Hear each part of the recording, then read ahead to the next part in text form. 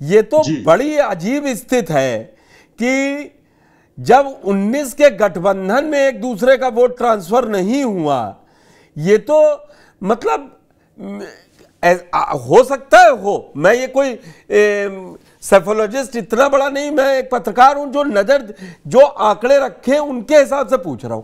ऐसा कैसे हो, क्या मैसेज गया जिससे ये जो दलित वोटर है, या जो अतहर जी ने जो कहा कि जनरल सीट पे 2 शेड्यूल कास्ट के कैंडिडेट दिए, उससे इतना बड़ा मैसेज चला गया और संविधान बचाओ और आरक्षण बचाओ पे एक लहर चल गई है? क्योंकि मैं आप और अतहर जी से पूछ सकता हूं, पार्टी वाले तो यही कहेंगे हाँ चल रही है, नहीं चल रही है। जी लहर भले ही न चली हो, लेकिन बदलाव हुआ है। क्योंकि जो मायावती जी के कोर वोटर्स हैं वो अम्बेडकराइट्स हैं, और वो इसीलिए रिपब्लिकन पार्टी जब डूबने लगी थी तब मायावती जी के साथ जुड़े थे, काशीराम जी के साथ जुड़े थे। आज उनको ऐसा लगता है कि संविधान, बाबा साहब डॉक्टर भीमराव अंबेडकर के बनाए हुए संविधान को बदल देगी बीजेपी।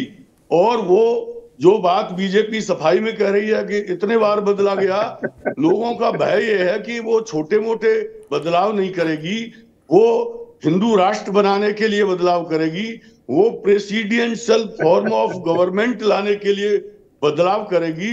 और हमारे जनता के दिल में जो सेक्युलरिज्म और ये जो संसदीय लोकतांत्रिक प्रणाली है जो दिल में बैठ गई है, वो गिरीश जी, आपका सवाल मैं सीधे मनीष शुक्ला से पूछ लेता हूं। अतुल जी आप पास आऊंगा, आपको पूरा समय दूंगा, आप परेशान मत होइएगा। मनीष जी, बहुत बड़े बड़े आरोप लग गए, आप जा रहे हैं संविधान बदलने, और एक बात हंसी मजाक से इतर, आप ये आप बात मानिए मत मानिए, ये बात जब आप लोगों से बात कीजिए वो कह रहे हैं, आप, मैं ये नहीं कह रहा हूं, और आपके नेता भी बोल जा रहे हैं, मेरठ के अरुण गोविल से लेके और राजस्थान की उप मुख्यमंत्री जिन्होंने 7 तारीख को कहा संविधान बदलने के लिए हमें 400 सीटें चाहिए, ज्योति मिर्धा हो, लल्लू सिंह हो फैजाबाद में, ये अनंत हेगड़े से ये शुरू हुआ। और उसकी सफाई में मैं पहली बार कहूंगा शायद बीजेपी विपक्ष की पिच पे आके खेल रही है। और मेरा सवाल यह है कि सफाई भी देनी पड़ रही, गृह मंत्री अमित शाह कह रहे हैं, राजनाथ सिंह कह रहे हैं, खुद प्रधानमंत्री मोदी कह रहे हैं, और मुझे लग रहा है जो दूसरे चरण में आप लोगों ने ये इनहेरिटेंस टैक्स लगा के आपका मंगलसूत्र छीन लेंगे, जमीन छीन लेंगे, इसने और हवा दे दी। लोग समझ ही नहीं पाए कि संविधान बचा कौन रहा है और आरक्षण छीन कौन रहा है। ये जमीन, मैं ये नहीं कह रहा हूं, नतीजे आ गए, जमीन पे चर्चा है और आपके बड़े नेता इस पे सफाई दे रहे हैं, इसका मतलब आप पास भी रिपोर्ट है। नहीं, बड़ा आश्चर्य का विषय है। जिस पार्टी ने इस देश में इमरजेंसी लगाया, जिस पार्टी ने इस देश में चोरी चोरी तमाम शब्द संविधान में बदल डाले, जिस पार्टी ने आंध्रा और कर्नाटक में धर्म के आधार पर आरक्षण देके ओबीसी एससी एसटी का नुकसान किया, जिस पार्टी ने धारा 370 लगाकर लंबे समय तक जो एससी एसटी के लोग थे कश्मीर में उनके हक को छीन लिया, और समाजवादी पार्टी तो यहाँ उत्तर प्रदेश में सरकार रहते जो एससी लोग प्रमोशन पा गए थे उनको डिमोट करके वापस उसी पद पर भेज दिया। वो लोग तो चलिए कह रहे हैं संविधान बचाने चल रहे हैं, और तमाम जो राजनीतिक विश्लेषक आपने बैठा रखे हैं वो भी कह रहे हैं। बहरहाल ये उनका अपना व्यू है। और नहीं, गिरीश जी का कहना है कि अपमानजनक है भाई, इस तरह की बात अपमानजनक है भाई। बीच में नहीं बोले गिरीश जी, ऐसा नहीं, आप बहुत सीनियर हैं, आप हमारे समय मत बैठा रखे हैं, मेरे समय मत बोलिए, आप जब अपना समय लीजिएगा तो बोलिएगा। नहीं, तमाम बातें पर्सनल मत हुई गिरीश जी, और मनीष जी आप भी पर्सनल मत हुई है, आप अच्छी डिबेट चल रही है, सब लोग अपने अपने मुद्दे रख रहे हैं, तो ये इस तरह बोलेंगे। यही तो मैं कह रहा हूँ, तमाम बातें मुझे इनकी गलत लगी है और गलत है, लेकिन मैंने बीच में नहीं टोका, तो मुझे मेरा अधिकार तो दे दीजिए बोलने का। नहीं, आपको पूरा, मैंने इसीलिए अतुल जी को पहले रोका और कहा पूरा मिलेगा। डिबेट चल रही है, अच्छी डिबेट चल रही, सब लोग अपने अपने समय पे बोल रहे हैं, हमको बोलने दीजिए अपने समय पे।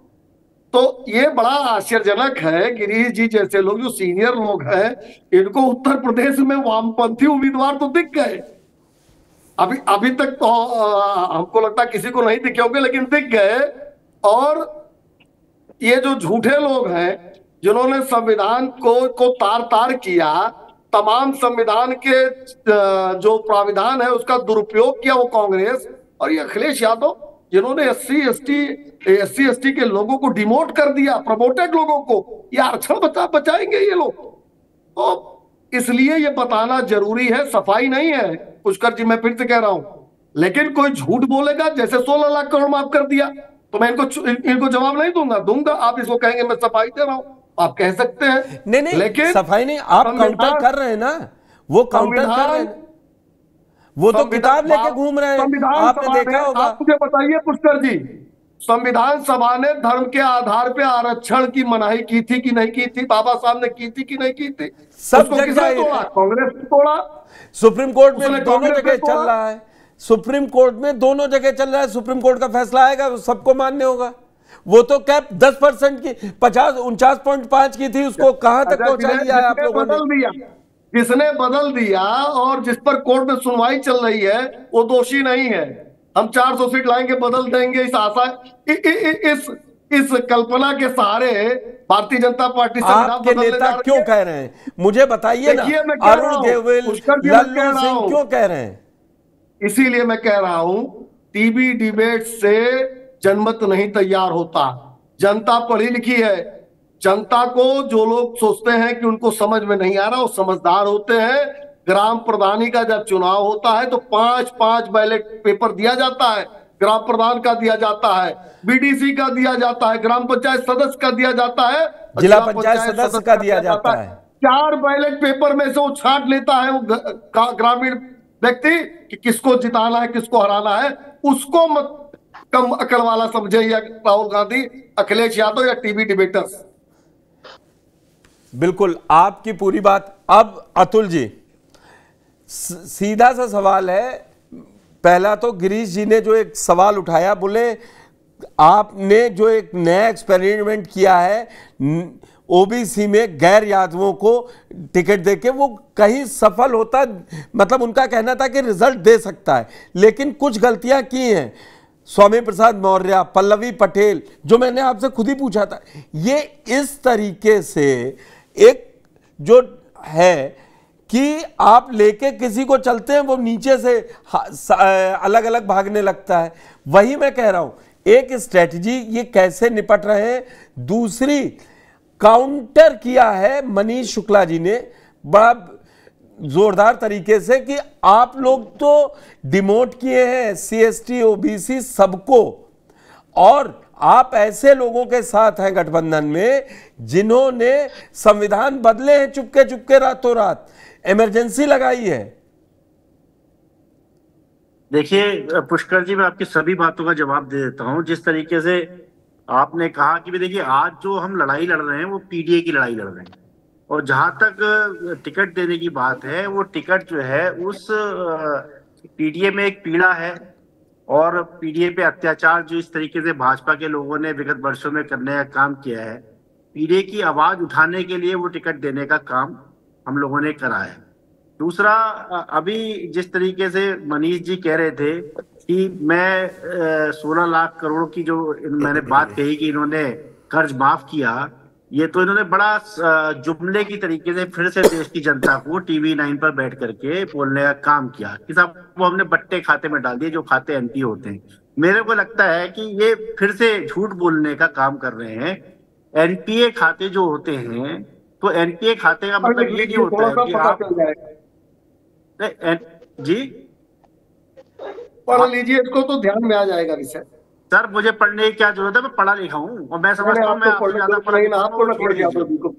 आप छोड़ दीजिए, यदि क्वालिफिकेशन की बात करेंगे तो मैं एक रिक्वेस्ट दोनों लोगों से करूंगा, प्लीज पर्सनल ना होइएगा, पार्टी पर सारे आरोप प्रत्यारोप कीजिएगा, पर्सनल मत होइएगा डिबेट में मेरी। मैं वही बता देता हूँ कि देखिए इन्होंने पढ़ाई लिखाई की बात करी, तो मैं बता देता हूँ मैं इलेक्ट्रॉनिक्स से बीटेक हूँ, फिर एमबीए हूँ, फिर एलएलबी हूँ। तो पढ़ाई लिखाई की बात तो छोड़ दीजिए, आप मुझसे नीचे ही रहेंगे। नंबर 1। नंबर 2, और आपके मोदी जी ने तो बहुत पढ़ाई लिखाई कर रखी है, जो फर्जी डिग्रियां दिखाते फिर रहे हैं, ये छोड़ दीजिए बात। अखिलेश यादव ने ऑस्ट्रेलिया डिग्री क्यों नहीं लगाई कन्नौज के नामांकन में? अखिलेश यादव ने जो ऑस्ट्रेलिया में क्या पढ़ाई की थी जिसको नहीं लगाया उन्होंने अपने नामांकन में? नहीं, क्या डिग्री लगाई अखिलेश जी ने, क्या डिग्री लगाई बताइए? नहीं, वो नहीं लगाया, तो प्रोत्साहन बता दीजिए। नहीं, मैं कह रहा हूँ कि ऑस्ट्रेलिया में क्या पढ़ाई किया था जो 4 साल और उसको डिग्री नहीं लगाई? अरे छोड़िए, बातों घुमाइए ना, डिबेट का बताइए ना, होता है जो हम छोड़ क्यों दे? बताइए पढ़ाई लिखाई तो बात छुपाइए मत। एनपीए की बात समझ लीजिए। एनपीए का जो अकाउंट एनपीए हुए, तो आपने किसानों के अकाउंट एनपीए हुए, उनका तो कर्ज माफ नहीं करा। सारे एनपीए जो है यूपीए सरकार के समय के हैं, अपनी सरकार में एक भी एनपीए नहीं हुआ है। बीच में बोले ही नहीं, छोटे सरकार में एक भी एनपीए नहीं हुआ, सब राहुल गांधी की सरकार में हुआ है जो आपके साथी है। आपने बोला काला धन वापस आएगा, और वही लोग आपके मेहुल चोकसी और कोई कर्जा माफ नहीं हुआ किसी का। चले गए। नहीं जी, आप कोई कर्जा किसी का माफ नहीं हुआ, केवल किसानों का कर्जा माफ। इंटरप्ट करिए, बीच में मत इंटरप्ट करिए, मैं आपको सुन रहा था, मेरी बात हो जाने दीजिए। झूठ मत बोलिए, 16 लाख करोड़ माफ नहीं हुआ। पुष्कर जी देखिए, इन लोगों ने केवल चुनिंदा लोगों को उठाने का काम किया, बढ़ाने का काम किया, बाकी देश की जनता को जो है गड्ढे में डालने का काम किया।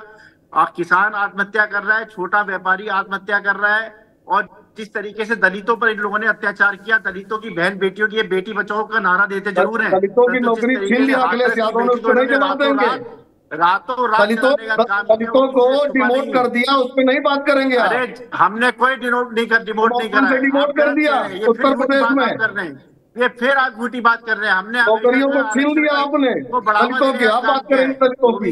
मायावती पर हमला कर दिया आपने। 69,000 शिक्षकों पे जब आप लाठी बांध रहे थे ना, कांड में मायावती पर हमला कौन किया था? बैठने का काम किया था जिन्होंने आपने डिटेन किया था। आप रहने दीजिए इस बात को, बात मत करिए। 69,000 शिक्षकों की वे जब आवाज उठा रहे थे, तो माननीय अखिलेश यादव भी सब सड़क पर बैठे थे। अखिलेश यादव ने ही तो फंसा कर रखा था। देखिए पुष्कर जी, ये तरीका गलत है कि अपनी बारी में भी ये बोल रहे हो, मेरे को बोलने नहीं दे रहे। नहीं, मैंने रिक्वेस्ट की है आपको अतुल जी, मैं मनीष जी, मैं टाइम पूरा दे रहा हूं आपको, तो आप बोल लीजिएगा प्लीज, बीच में टोकने से कोई फायदा नहीं है, और गेस्ट को टाइम नहीं मिलेगा। आपको, आप दोनों लोगों को सर्वाधिक टाइम दूंगा मैं, 4-5 मिनट ऊपर जाएगी डिबेट में मान लूंगा। पुष्कर जी, एक मनीष जी ने एक और बात कही थी अपनी उसमें बातों में, कि इन्होंने इमरजेंसी की बात कही थी। पुष्कर जी आज बताइए, आज राष्ट्रीय आपातकाल जैसे हालात नहीं है भाई। उस समय में भी मौलिक अधिकारों से छेड़छाड़ करी गई थी, और उस समय भी मीडिया पे भी सेंसरशिप लगाई थी। मीडिया तो बात कर रही है, और आप एक बात मैं बोलूं अतुल जी, मैं तो सवाल भी पूछ रहा हूं, प्रवक्ता वो आज के नहीं है, काफी साल से है, ऐसा भी नहीं मैं कोई ऐसे, और आप भी प्रवक्ता ही हैं। आप लोग अपनी लड़ाई लड़िए, मीडिया को ना इस्तेमाल कीजिए, ना मीडिया की गवाही लगवाइए। नहीं, मैं ये बताना चाहता हूं सर, कि जिस तरीके से आपातकाल में भी मीडिया पर सेंसरशिप लगाने का काम किया गया था, उसी प्रकार से सिमिलरली वही हालात आज देश के इमरजेंसी के चल रहे हैं। और उस समय भी जेपी ने जो नारा दिया था कि सिंहासन खाली करो कि जनता आती है, आज भी वही हालत है कि जनता कह रही है कि सिंहासन खाली करो मोदी जी, जनता आती है। तो ये आज पीडीए की लड़ाई हम लड़ रहे हैं, संविधान बचाने की लड़ाई लड़ रहे हैं, आरक्षण बचाने की लड़ाई लड़ रहे हैं, और देश के जो चंद पूंजीपति हैं उनसे लड़ाई लड़ रहे हैं, कि जिन्होंने छोटे व्यापारियों का गला घोटने का काम करा। आज देखिए जिस तरीके से अडानी अंबानी ने, किसी एयरपोर्ट पे आप चले जाइए, वहां पे अडानी का बोर्ड लगा हुआ आपको मिल जाएगा। ये सरकारी कंपनियों को यदि बेचने का काम किया, वो भारतीय जनता पार्टी के लोगों ने करा, मोदी जी ने करा। इन्होंने केवल कुछ लोगों को बड़ा बनाने का काम किया, जिसमें एक अमित शाह के बेटे जय शाह भी हैं। आज देखिए पूरा का पूरा जो है आईपीएल जय शाह ने कंट्रोल कर रखा है। 2014 में उनकी कंपनी का टर्नओवर यदि 60 लाख के आसपास था, आज वही टर्नओवर बढ़ करके 6 लाख करोड़ से ज्यादा हो जाता है। तो मैं भी, आप समझिए, यदि हम कोई भी छोटा मोटा व्यापार करते हैं, पुष्कर जी मैं आपसे जानना चाहता हूं, क्या 20-25 साल आदमी व्यापार करता है, वो अपने टर्नओवर को 25 करोड़ तक नहीं पहुंचा पाता, एक आम आदमी की मैं बात कर रहा हूं, और ये लोग 6-6 महीने में 6-6 लाख करोड़ का टर्नओवर कर देते हैं। अरे ऐसी कौन सी दवाई है आपके पास? वैक्सीन की दवा का तो मुझे पता है, आपने चंदा दिया, धंधा दिया, लोगों की जान से आपने खेलने का काम किया। जिस समय कोरोना काल में लोग यहाँ से मर रहे थे, ऑक्सीजन की कमी थी, उस समय आप चंदा लेने में बिजी थे मनीष जी। आपको शर्म आनी चाहिए, देश से माफी मांगनी चाहिए। जिस तरीके से कोरोना काल में आप लोगों ने कार्य करने का काम किया है, ये वही देश की जनता है। जिन लोगों के आदमी गुजर गए, जिन लोगों की बहन बेटियों ने कोरोना काल में अपनी जानें दी हैं, जिन बेरोजगार भाइयों ने, जिनसे आपने वादा किया 2-2 लाख करोड़ की नौकरियां देंगे आप हर साल, और आपने अपने वादे से आप मुकर गए। आपने झूठ पे झूठ बोलने का वादा किया, आपने लोगों को भ्रमित रखा, जुमले से भ्रमित रखा। आज वही देश की जनता जो है ना, आपकी हवा बदल रही है। और केवल यूपी में ही हवा नहीं बदल रही है, पूरे देश में हवा बदल चुकी है। और देखिए, प्रधानमंत्री मोदी जी इस बार तीसरी बार किसी भी कीमत पे प्रधानमंत्री नहीं बनेंगे। इंडिया गठबंधन की सरकार बनेगी, और ये आपके जितने झूठे वादे हैं ये सारे फ्लॉप होने वाले हैं, ये सारे फ्लॉप होने वाले हैं। आप देखिएगा जिस तरीके से आप धर्म की आड़ में, बहुत दिन आपने धर्म की आड़ पर राजनीति करी, बहुत दिनों तक हिंदू मुस्लिम करा, परंतु आज आपने जो नफरत फैलाने का काम किया है ना, वो देश की जनता समझ चुकी है। जो आपने अभी आप थोड़ी देर पहले बंटवारे की बात कर रहे थे ना, माननीय अखिलेश यादव जी के बारे में। अरे जिस व्यक्ति ने, जिस मोदी ने, जिस अमित शाह ने, जिस भाजपा ने देश को बांटने का काम करा, वो हमसे बंटवारे की बात पूछेंगे? अरे हमसे ज्यादा बंटवारे की बात तो आप भाई से भाई को लड़वाने का काम किया, भाई से भाई को बंटवाने का काम किया। आप हमसे सवाल करते हैं, आप हमसे पूछते हैं कि हमने, अखिलेश जी ज्यादा जानते होंगे। अरे किस परिवार में लड़ाई झगड़े नहीं होते? मनीष जी आप भी बैठे हुए हैं, आप बताइए आपके परिवार में क्या छोटे मोटे इस तरीके के लड़ाई झगड़े नहीं होते हैं? नहीं। और आप इसको इन बातों को बोल करके, इन बातों को मैं फिर कह रहा हूँ, ये